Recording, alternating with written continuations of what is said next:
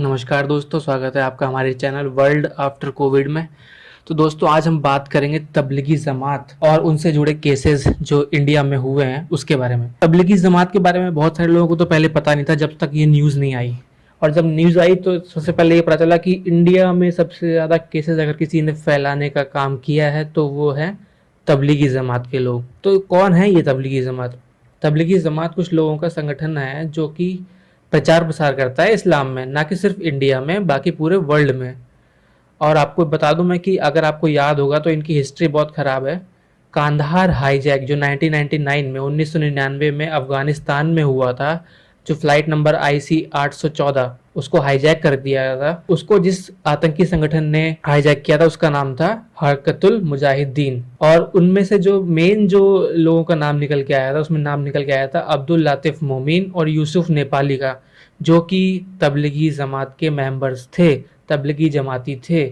मतलब उनको या तो ट्रेनिंग दी गई थी या तो वो उन्होंने तबलीगी जमात अटेंड की थी कभी ना कभी। इससे ही बड़ी एक न्यूज़ दूं तो वो ये है कि 9/11 का जो अटैक अमेरिका पे हुआ था उसमें भी तबलीगी जमात के जो लोग थे वो पाए गए थे, जो कि निजामुद्दीन में जाकर रह भी चुके थे। उनका कनेक्शन उनसे मिला था 2002 गोधरा कांड में, जिसमें कि 60 लोग जिंदा जला दिए गए थे गोधरा में, गुजरात में। उसमें भी तबलीगी जमात का नाम आया था, मतलब ये भी उन्होंने ही करवाया था। तो तबलीगी जमात क्या करती हैं, वो लोग जाके पहले तो इस्लाम का प्रचार प्रसार करते हैं, उसके बाद लोगों को टेररिस्ट बनने की ओर आकर्षित करते हैं, उनको ट्रेनिंग दी जाती है।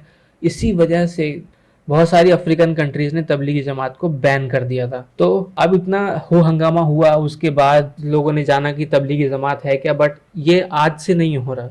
आपको पता है ये 10, 11, 12 साल पहले भी ये लोग टेररिस्ट और एक्टिविटीज़ में इन्वॉल्व थे। और कोरोना के टाइम पे जब इतना सारा कोरोना फैल रहा था, सरकारों ने हिदायत दी थी कि कोई भी ज़रा ज़रा 50 लोग एक जगह पे इकट्ठा होंगे, तब से ही मतलब 22 मार्च से ही सरकार ने बोलना शुरू कर दिया था। उसके बाद ही तबलीगी जमात का इतने सारे 3-4 हज़ार लोग एक ही जगह पे इकट्ठा थे, जिनमें बहुत सारे लोग कोरोना पॉजिटिव पाए गए थे। और आपको बता दूं, मैं ये आपको सामने स्क्रीन पे दिख रहा है कि इस टाइम तक जो रेड हाईलाइट एरिया है, इस टाइम तक सिर्फ इंडिया में 150 से भी कम केसेस थे। 150, आप यकीन करेंगे 150 से भी कम केसेस थे इंडिया में। ये पूरा खुलासा होने से पहले, मतलब करीब 28 मार्च के आसपास 150 से भी कम केसेस थे इंडिया में। और आज हालात ये हैं कि हम लोग 1 लाख केसेस के आसपास पहुंच रहे हैं। इसका जिम्मेदार कौन है? सिर्फ और सिर्फ तबलीगी जमात। तो मैंने बताया आपको 28 मार्च तक इंडिया में सिर्फ 150 केसेस थे और आज 1 लाख पहुंच रहे हैं। और इससे बड़ी बात, 5000 नए केसेस 24 घंटे में, 5000 नए केसेस 24 घंटे में आए हैं जब मैं ये वीडियो रिकॉर्ड कर रहा हूँ। तो आप सोचिए कितना बड़ा नुकसान। और हम लोग जब घर में रह रहे हैं उसके बाद भी ये चीज़ें बढ़ती चली जा रही हैं। सिर्फ और सिर्फ जिम्मेदार किसको माना जाए? वही लोग 4000 5000 जमाती जो इकट्ठा थे और वो फिर धीरे धीरे पूरे देश में फैले।